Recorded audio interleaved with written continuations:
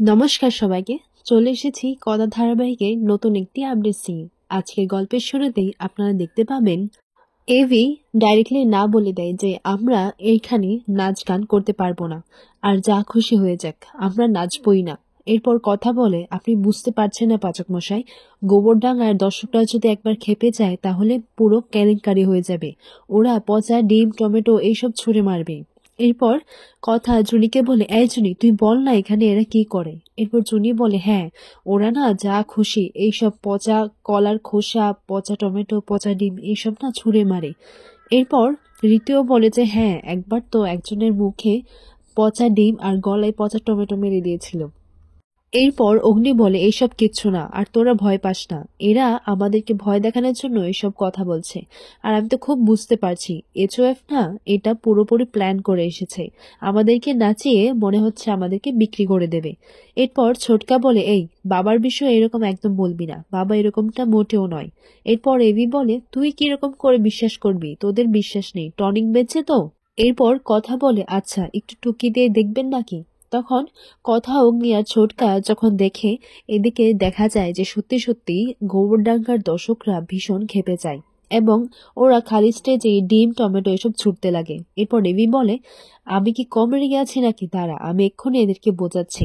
এরপর এভি বলে যে এখানে আজকে আর কোনো নাচ গান হবে না, আপনারা বাড়ি ফিরে চলে যান, এখানে আজকে কোনো অনুষ্ঠান নেই। এই বলা মাত্রই এভির দিকে টমেটো আর পচা ডিম ছুঁড়ে মারে।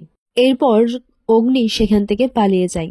এরপর বলে যে এ রাম, ছেছে কি ফেলেছে দেখ তো, এই এখানে কি পড়ে আছে। অগ্নির গায়ে মুখে টমেটো আর পচা ডিমই লেগে রয়েছে। এরপর কথা বলে, আমি বলেছিলাম এবার কি হবে, এবার যদি আমরা কিছু না করি তাহলে তো ওরা আরো ক্ষেপে যাবে।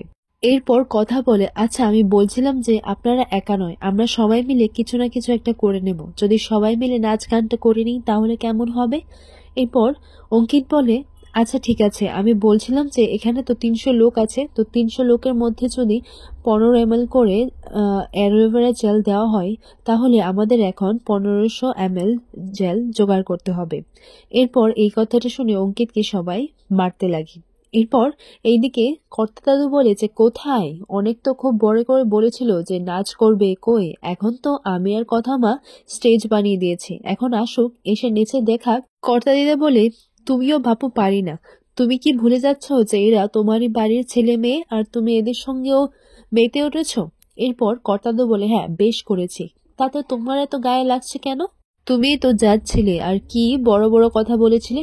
এরপর কর্তা দিদা বলে, হ্যাঁ বলেছিলাম তো, আমার নাতিদের থেকে কেউ সেরা নয়, বুঝতে পেরেছো, আর আমিও এখনো হলপ করে বলতে পারছি, আমার নাতিরা আর কথা মা সবাই মিলে এদেরকে কেমন মাতিয়ে তোলে তুমি দেখবে, আমি তোমার সঙ্গে বাজি ধরছি, হ্যাঁ।